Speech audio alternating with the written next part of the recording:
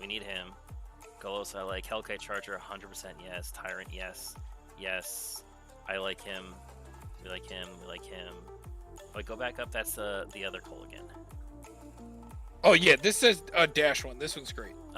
Because they each get for each that yeah, are attacking. So it's basically it's a lot. And you could dash it, so like it could keep coming back to your hand, and you could draw off Beast Whisperer or any of the draw outlets. I like that one. It's really good.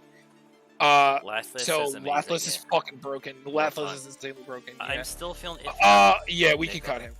100%. You didn't even have to make the argument. I think he's really good. He's a great value and And also, if you don't like the Tiamat, you could just make the Niv Mizzet. Like, there are so many commanders in this deck. Yeah. Like there's Ramos, Niv Mizzet. Like there's the Uchitaki Scion. There's so many. Mm-hmm. Okay, so we were up to Niv Mizzet. Yeah, it's staying. This is too good.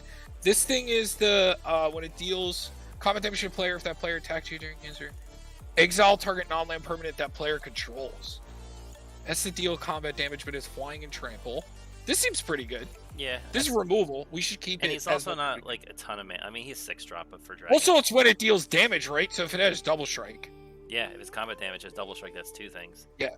Old Gnawbone's broken. Ramos Old broken. Gnawbone makes combos. Broken. We need that. And this is infinite with the one that pays mana to take an extra combat. Well, now Old Gnawbone is too if they all hit. So Scion is interesting. So like Scion is like really good, but like we're not playing any reanimation shenanigans. Like we're not really abusing this card. I think we cut this. We have one dragon that kind of does any card, but it puts it back to your hand, not in the play. So I kind of agree. Well, this just puts them in grave. I don't think we need this. And he becomes a copy, which I don't think Scourge is amazing. This is busted.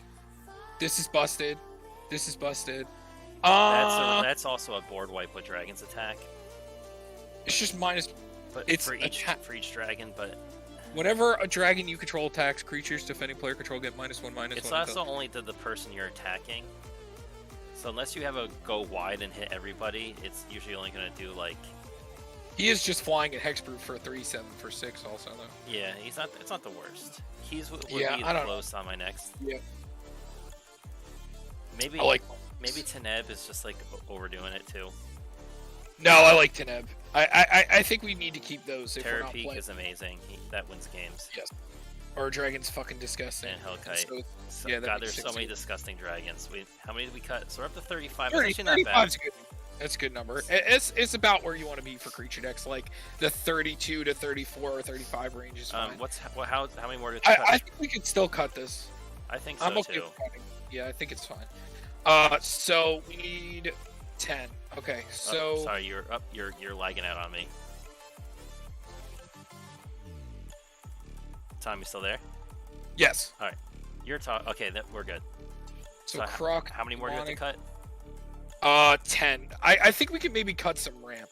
I actually think I think Shamanic Revelation, because it doesn't draw equal to power. It's for each creature you control. And if we don't dump our hand, we have a big drops. We're not a bunch of 1-drop, 2-drop, 4-drops. We're like 7, 8, and like higher drops. But we're also not playing like a crap ton of draw. Oh, we have a lot of draw. 2, 3. It's just that, and then the Beast Whisperer, and that's it.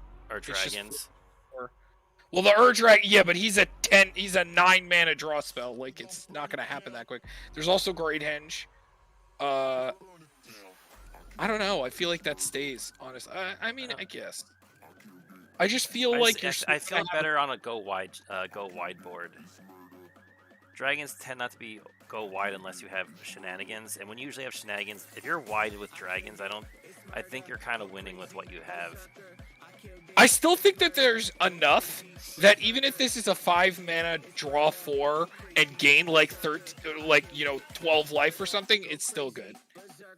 I think that there's probably other cards that I would want to cut before I think about cutting that one. Maybe we're playing too many counter spells. Maybe okay. Let's just drop generic counter spell. I like Arcane Denial. Yeah. 2 blue. I think at times we want is like simply generic things as much as possible. Maybe even Disallow is.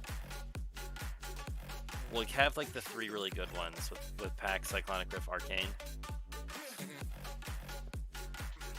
We have the 2 protections. My history with playing against Smothering Tide is that the deck that draws a lot of cards usually never pays for it.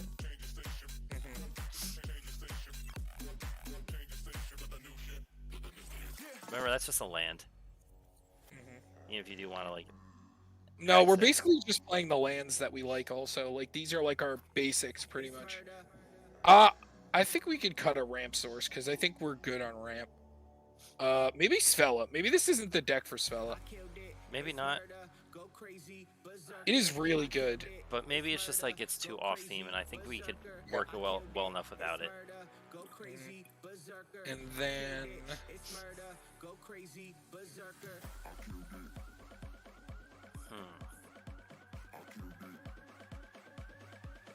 First cards return.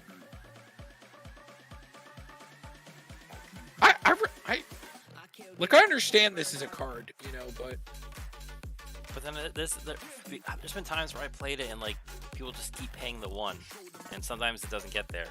Sometimes it does. Sometimes it doesn't. Like I think Shamanic Revelation at most times is going to be better than this card. So I think we draw enough with our green power that like Ristic Study is like that deck that wants to sit back and like you could play Sylvan Library and Ristic Study, but like actually Sylvan Library is way better than Ristic Study, but yeah. Like I just think that, you know, do you really need this card? Like, this is just one of those cards that we just try to jam in everything when it's expensive because, like, they're just that degenerately good. But I think that this deck is, plus his commander just plus is 5. Yeah. Like, I think it's going to be fine. And with, like, the land fix and the ramp fix, it becomes a lot easier to play Tiamat. I want to play Sakashima, actually. I think. No. I don't know. Maybe like a way to get rid of him and use him again, but I don't know. I guess maybe he'll just hopefully die. I mean, you can also just, like said, he dies and you just replay him. But like, if you grab 5 dragons, and if one of them, like you said, is Niv Mizzet, and like we have all of our creature stuff, you get Morphon, Niv Mizzet, 2 other 5-drop dragons, and if you have like the thing that like the Fist of the Suns or whatever, or Joda, you just go put 5 dragons into play. I think we could cut Golos from this. You think? I think Kenrith is better for this. But that Golos activated ability, though, and getting the World Tree. Kenrith is probably overall better in, like, the long run, but maybe Golos is better at, like, the ET, like, entering and getting closer to what our deck wants to do. Also, maybe we don't, actually, you know what? Maybe we don't, if we are running Kenrith. Doesn't Kenrith destroy artifacts and enchantments? No. No. Okay. No. You're thinking of Zakama. Zakama, yeah. Yeah, no. Kenrith, he gives all creatures trample and haste. He gives +1/+1s. Oh, and he's a reanimator 5 too. Life. Draw 5. Yeah, he draws a card and he's a reanimator. And you can also play politics with him and touch their stuff. What about maybe Tyrant of Jund isn't as good as I thought he would be? Like Kruthus, he's the K. He's the Jund dragon. Tyrant of Jund.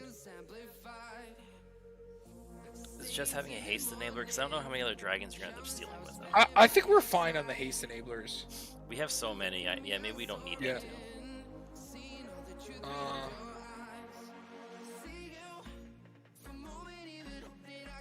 I'm surprised we cut Svel and Golos, but I don't know, it just kind of went in that direction. I'm still kind of iffy with Asceticism. It's a cool card, it's nice protection, but it is a lot of mana for protection, and I'd rather just play Privileged Position because it hits more. And I guess you just care about the regeneration, but like, if someone goes Wrath of God and you can't regenerate, Privileged Position I think is overall just better, but like, I kind of wouldn't want to run it in this kind of deck anyway. So I think... But it's like, it's good to have like constant protection for your creatures. Like a Sigarda or like, you know, like something like that. What about like Sigarda or something? Or the I think Sigarda is type of endurance. Better. I think Sigarda is better because it can also give counters, right? Well, no, it gives. I think it gives. The Host Herons is the one that gives you hexproof. No, the Heron's Grace. No, I think I'm thinking of the wrong card. It's Shalai. I thought that was only. No, it's Shalai. It's how do you spell it? Isn't she blue-white? Like no, she's green-white. She's green-white. Yeah. She's the one that gives. Is it all creatures? It's everything. No, it's you and planeswalkers you control, and other creatures you control. So yeah, it's SHALAI. And she can give all creatures +1/+1. Well, This is definitely. She's only a 4-drop. Yeah, dude, she's ridiculous. And then she has a 6-mana ability to put everything. Which you have a lot of extra mana from mana ramping. It's not the worst. Yeah, she's definitely better than Asceticism for a deck like this. Because it's better to, for this kind of strategy where we're running literally pretty much no interaction, it's better to have these constant ones like Aura Shards or like Shalai or something that like, because Shalai is better recurable than the Asceticism anyway. Even though we have the Hall, it's fine. We'll live. So Worldly Tutor still seems really good. Yeah, because it's a creature-based deck. Because that's how you get what's his face, Joda on top, and get ready for some shenanigans. Because you get Joda on top, play him, play Tiamat, get Morphon, play Morphon. You're in gear. Yes, I agree. I don't think I want to cut any of the rest of those. Because Dragon's Tempest is fucking ridiculous. Yeah, it's a Scourge and a Haste Enabler for 2 mana. I think this is the perfect amount of instance. Because Dragon Tempest also could be like creature removal, because when you have enough dragons in play, you start popping stuff. I'm thinking we cut one more mana ramp source. You know, you might sound crazy, but I think Thought Vessel as being colorless. I know the maximum hand size, but I think colors matter too much.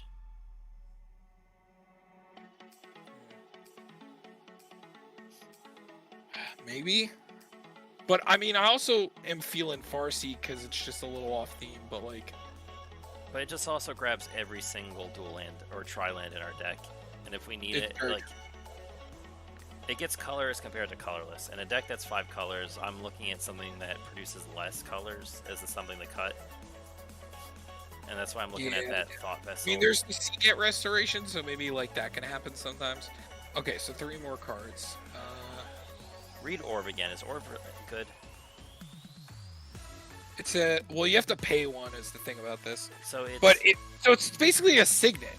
So add 2 mana in any combination, spend this mana to only cast dragons or activate abilities of dragons, sacrifice it, look at the top 7 cards of your library, you may reveal a dragon card from among them, put it into your... No, I like this. No, I think it's like once you have the mana, you don't need it anymore. It's like this, except you have to tap for it. Yeah, plus, Tom, if we have Nyxbloom Ancient, it taps for 6 mana. Yeah, that's a thing. Same thing with this. So I want to cut out any more ramp. No. Oh man, this is tough. Also, we could just play a better tutor than this, right? I mean, I guess you could say... like Eldamri's Call, right? I actually like Eldamri's Call better, right? Well, yeah, because it puts it into your hand. Yeah, if we're gonna play one. If we're going super mana heavy, maybe or just making it vampiric because he says he doesn't care about money. Yeah, if you want, we'll just say if you want to go like full like. Well, because Vamp also puts it on top. It's also the instant, so you just do it whenever you need to. But like, I'd rather have it come to hand. Like we're not playing CDH for like it matters that I need this to be super mana effective to get it. I think just getting I need the card that I want. It's in my hand now. Yeah. As compared to putting it to the top, I like Eldamri's Call. I agree. That's just a little change. It didn't take anything out for us, but I still think it's fine to have the tutor and the Eldamri's Call. So I don't want to cut any more interaction.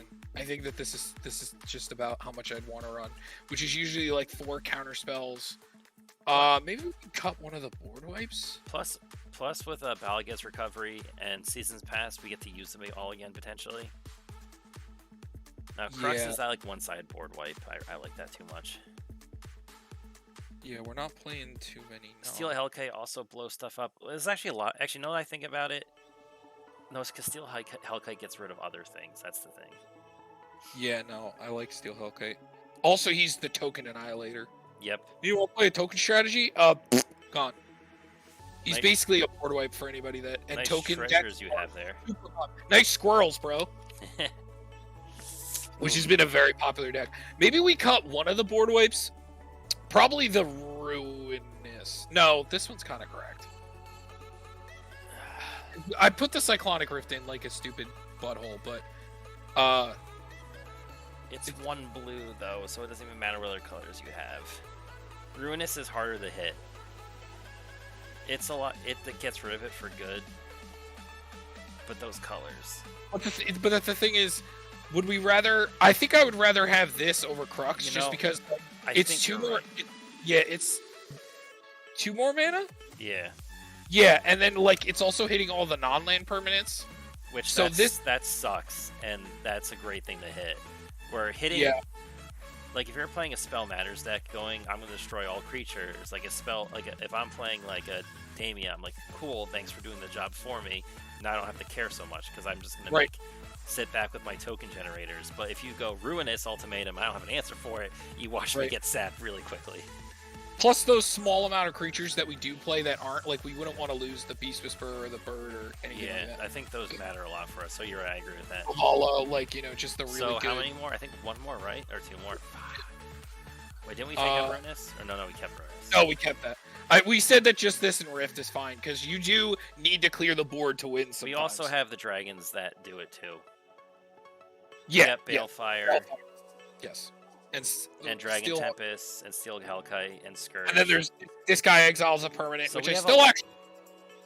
Yeah, we actually still have a lot of removal, like, in our creature base. Yes. This is rough. I still like this. Because I just want that one thing that can get rid of things. Yeah. Like, I play Sarkhan, so I don't have this for Gishath, but if I had one, I'd probably play it. Because it's kind of... Don't you have Zakama in the deck? Yeah, but, I mean, I'd still probably play the both. Because I'd rather play this over playing, like, a Return to Nature or, like, something like that. But, basically, what was I going to say? Oh, because so many dinosaurs come out at once, like, this card's kind of cracked. And this is even better if you play Ur-Dragon, where things are coming in for free. And if he doesn't end up, liking Tiamat, you can just play the Ur-Dragon, like, most people do. Or Kenner. Dude, there's so many commander options. $5, baby. See, the thing is I like Svel and Golas for the deck, but, like, I don't want to cut too many things. Like, maybe we don't need to play 2 of these. No, you want to see those. That's, like, the combo. And so, like, things that are super powerful, you need some redundancies in case one gets dealt with.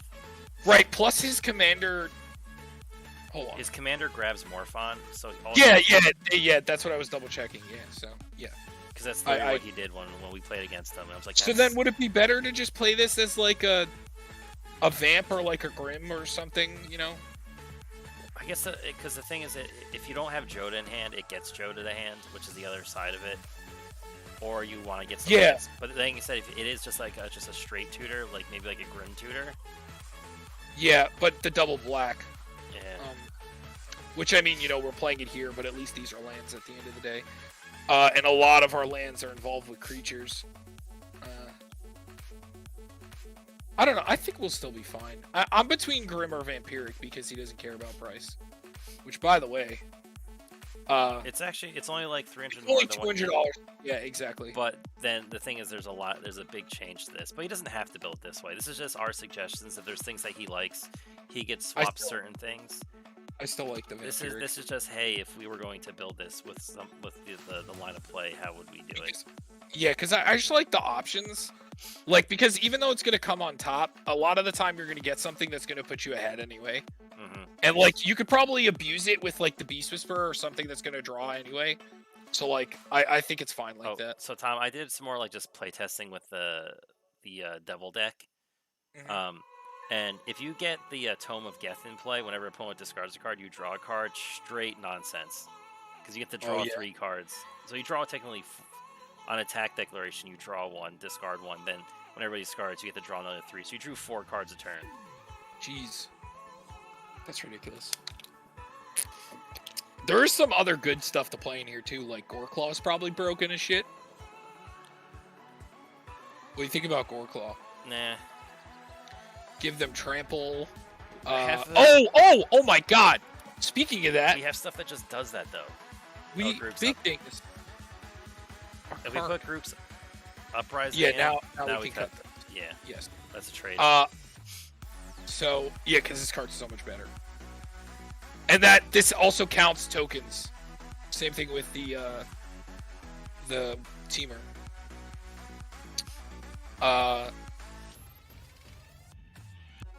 Because I do agree, the Rish cards. What if we take out Commander Sphere and put Essica in instead? So it adds 1 mana of any color, but it gives our other legendary creatures vigilance and can make mana. I like that. So I think it, as a 3-drop, it's just an overall better.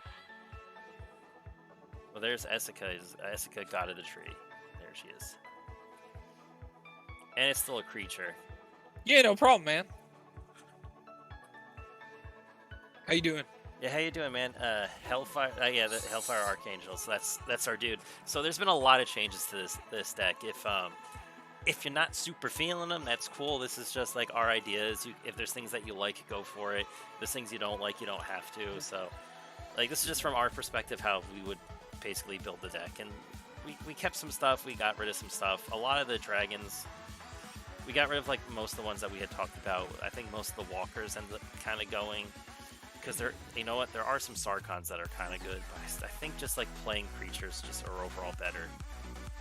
Yeah, like this strategy, like Beast Whisperer, Zendikar, Teamer, like Guardian Project, like Garruk's Uprising, like these Aura Shards, Great Henge, like Turn Timber, Rishkars, like, you know, these Return of the Wild Speakers, like, they're just a little better. So we're, instead of playing like a butt ton of interaction, there's still interaction here, don't get us wrong.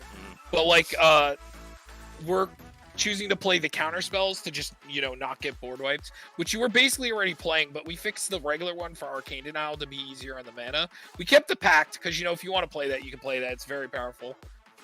We, you know, not Fierce, because I don't think you're always going to have your command out. Yeah. I don't think you want to play Fierce Guardianship when your commander is a 7-mana commander.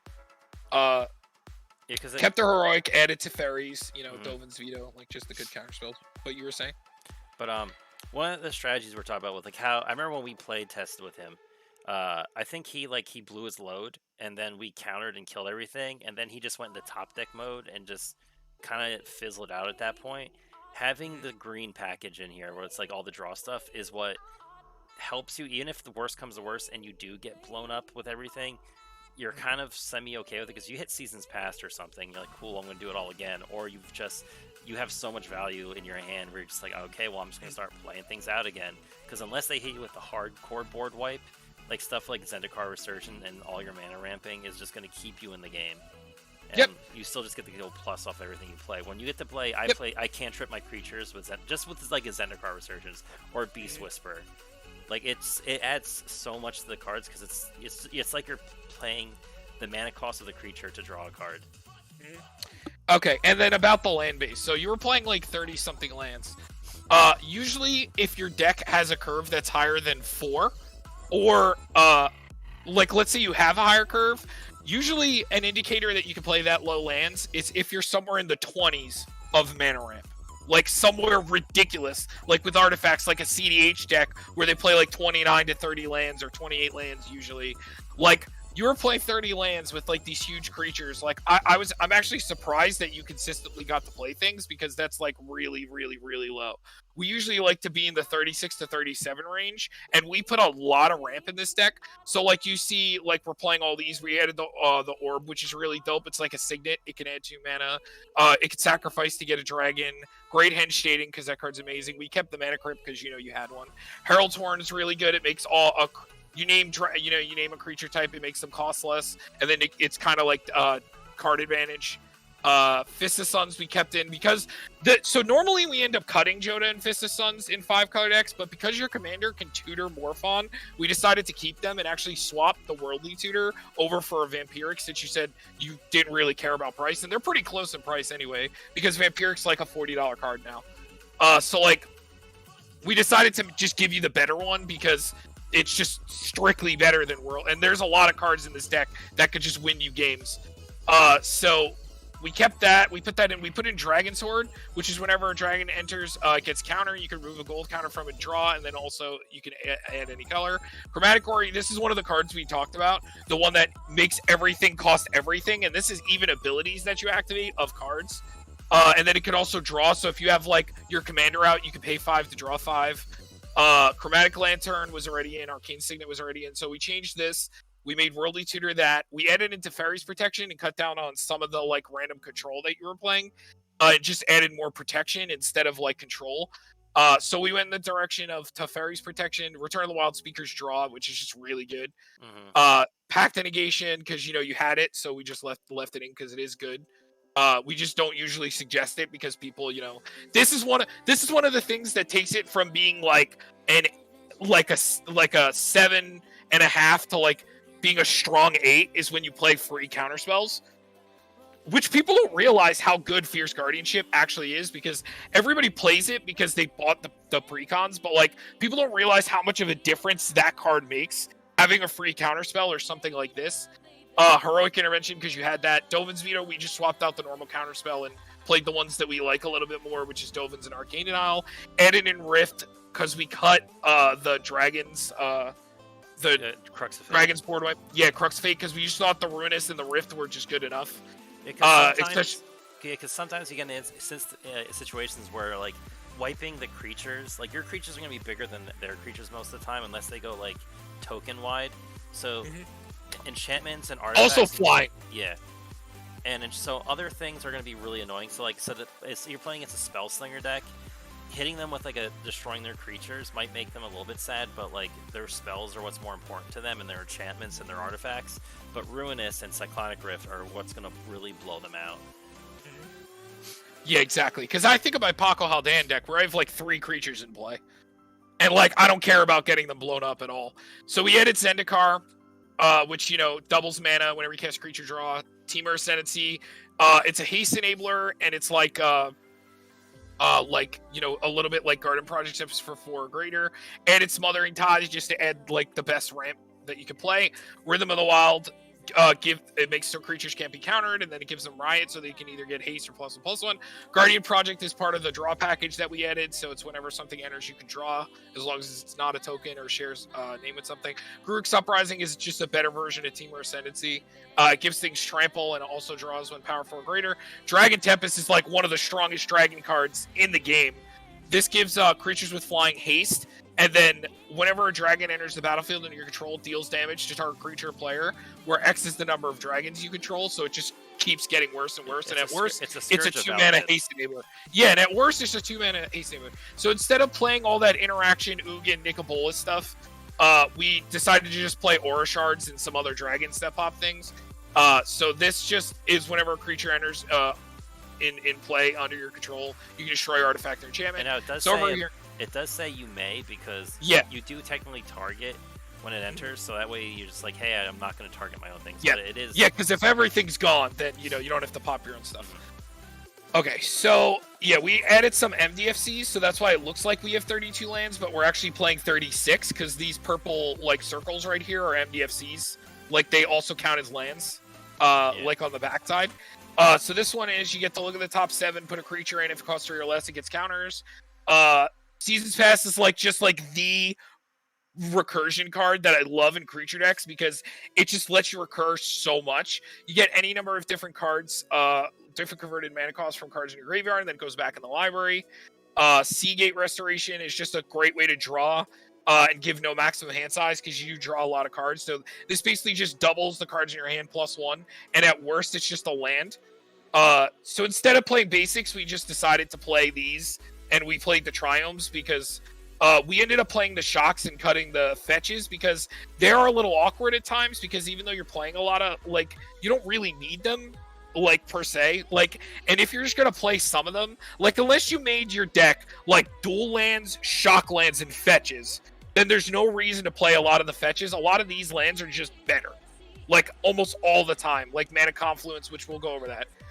So we kept the Ruinous because that card's really good. Rishkar is another draw that you didn't have that's really strong. It's draw to the greatest power among the creatures you control, and then you can cast a spell with 5 or less. Even with just your commander, you get to draw 7. Farseek is just one of the best ramp sources in this deck because we ended up playing all the Shocklands plus 3 Triomes.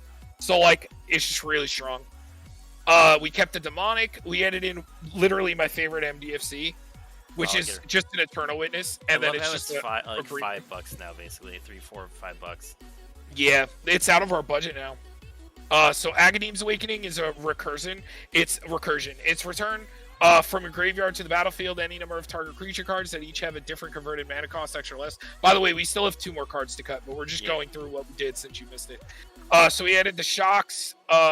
We added Cavern because you said, budget, you didn't care about the budget options. And plus with Jace and all those Nicoboluses, you can easily get a Cavern by trading Jace or something else. They're basically the same price. Cavern makes it so that you name a creature type and then you can use mana as though it were any color for just those creature types. So you name Dragon and then they can't be countered. City Brass just taps for any color, this is a cool storage land that Derek talked about. So you can put a storage counter on it, and you can remove it to add any number of combination for dragon spells or activate abilities. Exotic Orchard is just a good multicolor land. This can put a +1/+1 counter on everything, which being a creature deck's really good. Godless Shrine, one of the shock lands. Okay, so your enchantments are really strong, and you want to keep them, so Holy Heliod's just a good way to have a recursive, just getting it back. We usually just like to play that if we can, because your enchantments are so strong, it's just worth it. Shockland. Okay, here's another one. So this one adds any color, only to spend cast dragons, and you can sack it to either add a dragon or Ugin Planeswalker from your graveyard to your hand. Indatha is one of the triumphs we play. Kessig Wolfrun can give something +X/+O and trample for 2 and X. You can put as much as you want. We played the Triumph, another multicolor land, Shockland. Scry, you get to Scry if it shares a creature type with your commander. So, every time you cast a dragon, also taps for any color. Multicolored land, no maximum hand size, Shockland. This is a new one. So, as this enters the battlefield, you can reveal a dragon card from your hand. Temple of the Dragon Queen enters the battlefield tap unless you reveal a dragon card, and then you choose a color, and you can add 1 mana of the chosen color.